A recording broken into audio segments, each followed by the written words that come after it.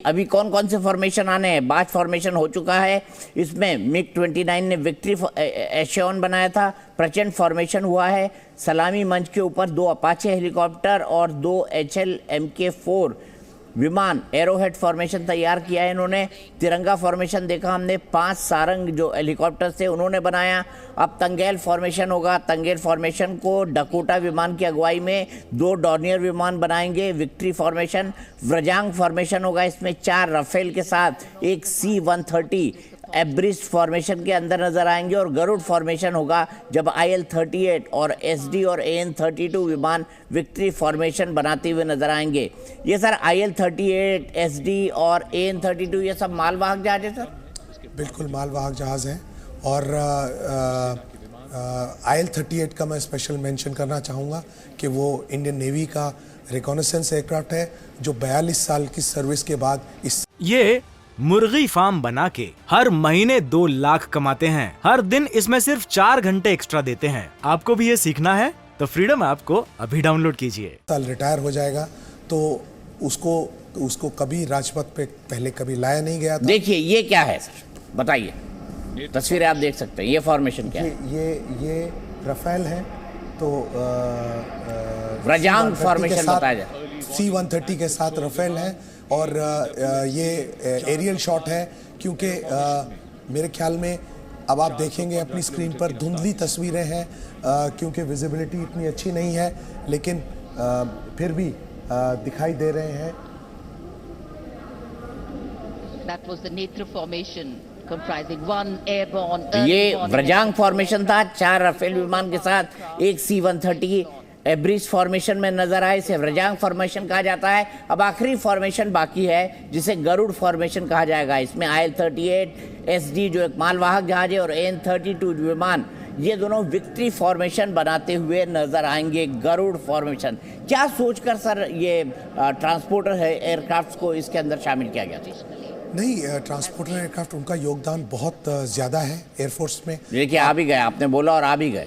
और इनका जो बहुत ही महत्वपूर्ण योगदान है डिज़ास्टर रिलीफ में, जब भी और जो हमारी फोर्सेस हैं ईस्टर्न लद्दाख में उनको सप्लाई करने के लिए जितने मेरे ख्याल से सबसे ज़्यादा सामान AN-32 उठा सकता है। नहीं, C-17 जो बड़ा जहाज है, ग्लोब मास्टर, वो सबसे हैवी लिफ्ट है। और बट मैं जब सुनामी कवर करने गया था तो मैंने देखा था कई सारे AN-32 चक्कर लगा रहे थे। हाँ, AN-32 भी नॉर्मल साइज से बड़ा एयरक्राफ्ट है, बड़ा एयरक्राफ्ट है, काफ़ी सामान ले जाता है और उसकी खासियत यह है कि वो शॉर्ट स्ट्रिप से जो है ऑपरेट कर सकता है। तो जहाँ हवाई पट्टी ज़्यादा लंबी ना हो, जैसे C-17 के लिए लंबी पट्टी चाहिए, यहाँ छोटी पट्टियों से भी AN-32 स्पेशली। मैं आपको अपना एक एक्सपीरियंस बताता हूँ। पोर्ट ब्लेयर में उस वक्त जो है छोटी सी पट्टी तो थी, वहाँ पे ज़्यादा एयरक्राफ्ट नहीं उतरते थे। मैं ये सुनामी की बात कर रहा हूँ 2004 की। वहाँ पे क्या किया गया था कि लाइट्स नहीं थी, नाइट लैंडिंग नहीं हो पाती थी। उन्होंने क्या किया था, मोमबत्ती लगा दी थी और मोमबत्ती के ऊपर जो है वो कांच के कुछ लगा दिए ताकि हवा से वो बुझे ना, और वो एयरक्राफ्ट लैंड भी करा रहे थे और टेक ऑफ भी करा रहे थे रात के वक्त। ये जांबाजी है हमारे पायलट्स की। बिल्कुल और ये तो है ही है कि मिनिमल फैसिलिटीज़ के साथ मिलिट्री ट्रांसपोर्ट फ्लाइंग जो है वो सिविल ट्रांसपोर्ट फ्लाइंग से इसी तरह अलग है कि जो फार फ्लंग एरियाज़ हैं, शॉर्ट स्ट्रिप्स हैं, विदाउट नेट लैंडिंग फैसिलिटीज़ वाली जगह है, वहाँ पे ये लोग ऑपरेट कर सकते हैं। बिल्कुल ऑपरेट कर सकते हैं। और मैं बताना चाहूँगा मल्लिका, सबसे ख़ास बात इन एयरक्राफ्ट की ये रहती है कि आप बड़ी बड़ी गाड़ियाँ भी ले जा सकते हैं, आप छोटे से छोटा उपकरण भी ले जा सकते हैं। देखिए आ चुके हैं एयरक्राफ्ट, ये फॉर्मेशन अब आपको दिखाई पड़ने लगा है। बीमार लोगों को ले जा रहे हैं, जिन लोगों को अर्जेंट मेडिकल की ज़रूरत है उनको ले जा रहे हैं, कुछ लोगों का सामान है ले जा रहे हैं। तो ये बहुत बड़ी सेवा होती है, ख़ासतौर पर नेचुरल कैलेमिटी के टाइम पे। और मैंने देखा हुआ है सबसे ज़्यादा पड़ोसी मदद करता है या वहाँ के मोहल्ले वाले मदद करते हैं, दूसरी जो सबसे बड़ी मदद है वो सेना करती है। तो आपने इस फॉर्मेशन को भी अभी देखा और देश के विजय संकल्प का पराक्रमी दर्शन आज हम कर रहे हैं। इससे किसको क्या संदेश मिलना चाहिए? हमारे मेक इन इंडिया से चीन को क्या संदेश मिलना चाहिए सर, बताइए। देखिए, चीन बहुत पहले से जान चुका है कि भारत का मेक इन इंडिया प्रोग्राम वो अपने आप को सक्षम कर रहा है। भारत अपना इंडस्ट्रियल कॉम्प्लेक्स बढ़ा रहा है और चीन पर जो विश्व की निर्भरता है एज अ इंडस्ट्रियल पावर, वो भारत ने बहुत पहले ही उससे मतलब बचने के लिए अपना आत्मनिर्भरता पे काम शुरू कर दिया है। और कोविड के बाद तो बिल्कुल भी सिर्फ भारत ही नहीं, बाकी विश्व की कंपनियां भी चाइना को छोड़कर भारत में अपना बेस बनाना शुरू कर गई हैं। तो आत्मनिर्भरता आज का दिन गर्व का दिन है हम सभी के लिए, और एक और दिन है संकल्प लेने के लिए इस आगे के साल के लिए कि हम अपने कर्तव्य को निभाएंगे। जिस तरीके से आज हमने इस दिवस को वो किया है, सेलिब्रेट किया है, रिपब्लिक डे को, राष्ट्र पुराना जो राजपथ था, आज हमने उसको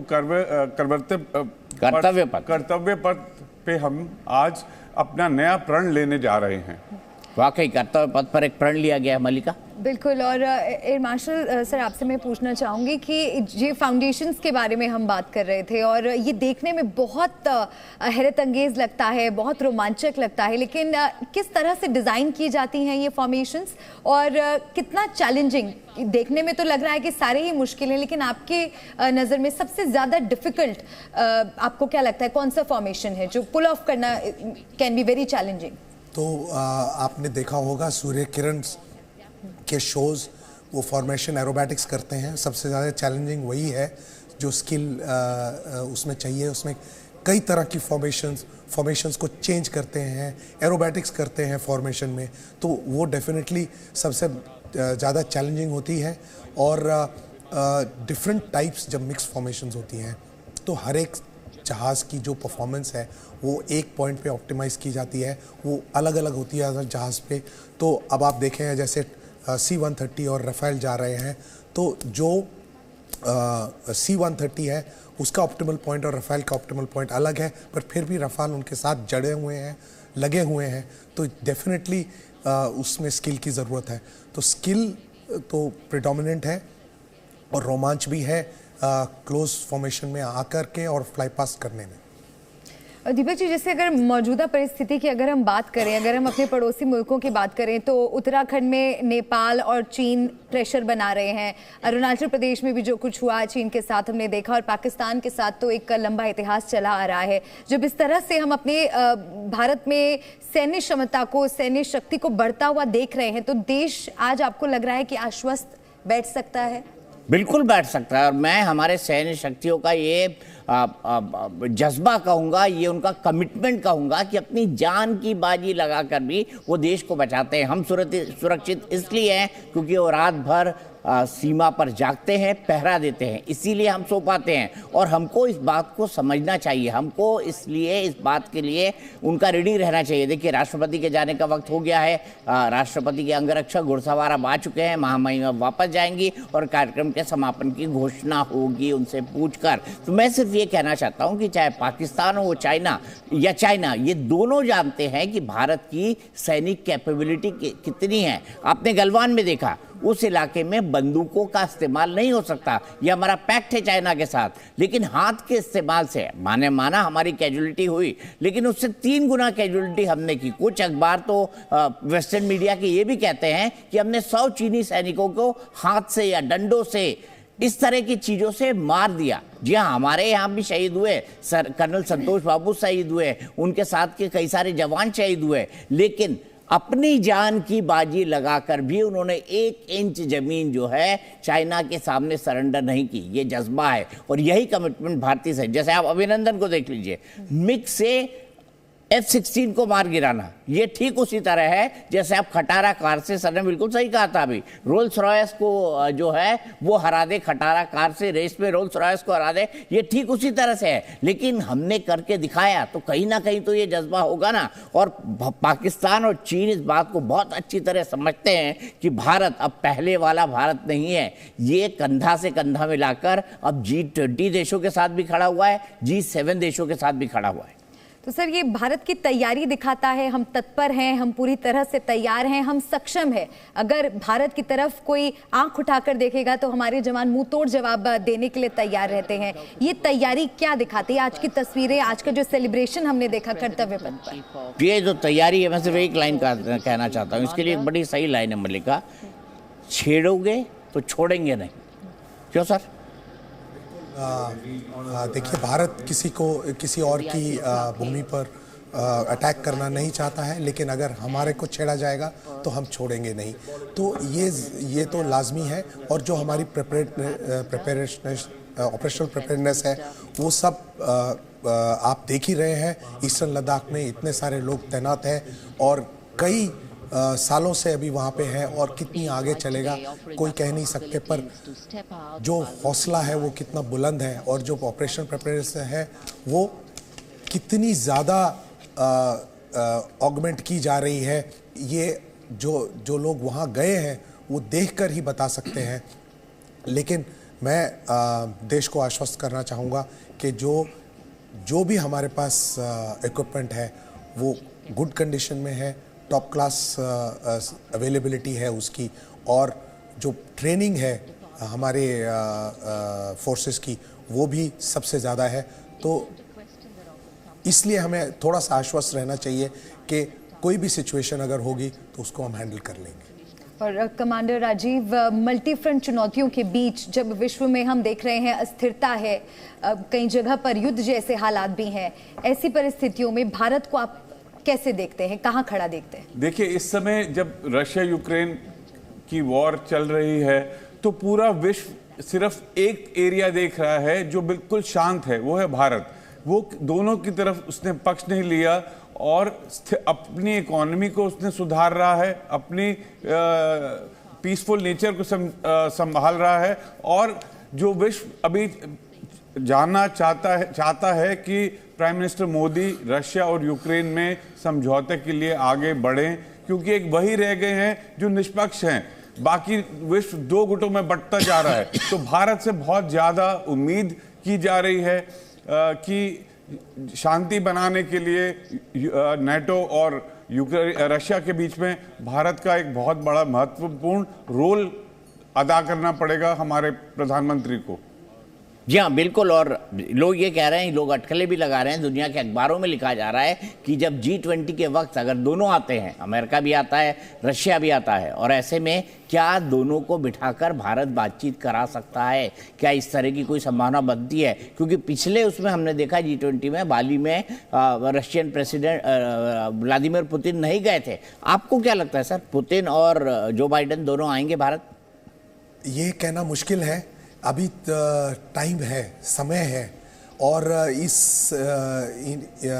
समय में वॉर किस तरफ चलती है और कौन टेरिटरी गेन करता है ये कहना मुश्किल है, क्योंकि टक्कर दोनों तरफ से स्ट्रॉन्ग है। रशिया मेरे हिसाब से टेरिटरी गेन करने की कोशिश कर रहा है, और जो आर्म सप्लाई किए जा रहे हैं वैसे उसकी वजह से उसको इतनी सक्सेस नहीं मिली जितनी मिलनी चाहिए थी। पर वॉर बहुत अनप्रेडिक्टेबल है, कौन से करवट, ऊंट किस करवट बैठेगा कोई कह नहीं सकते। तो अभी समय है,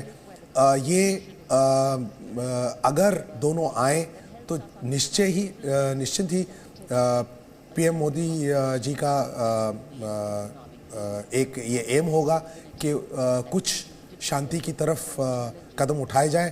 पर अभी जो रवैया है, जो स्टेटमेंट्स निकल रही हैं नेटो से और जो स्टेटमेंट्स निकल रही हैं रशियन फॉरेन मिनिस्ट्री से, इससे नहीं लगता कि अभी ये जो युद्ध है ये जल्दी खत्म होगा। तो इसमें शांति का अभी माहौल नहीं आया है। हो सकता है G20 समिट के आसपास सिचुएशन चेंज हो जाए। ये मुर्गी फार्म बना के हर महीने 2 लाख कमाते हैं। हर दिन इसमें सिर्फ 4 घंटे एक्स्ट्रा देते हैं। आपको भी ये सीखना है तो फ्रीडम ऐप को अभी डाउनलोड कीजिए।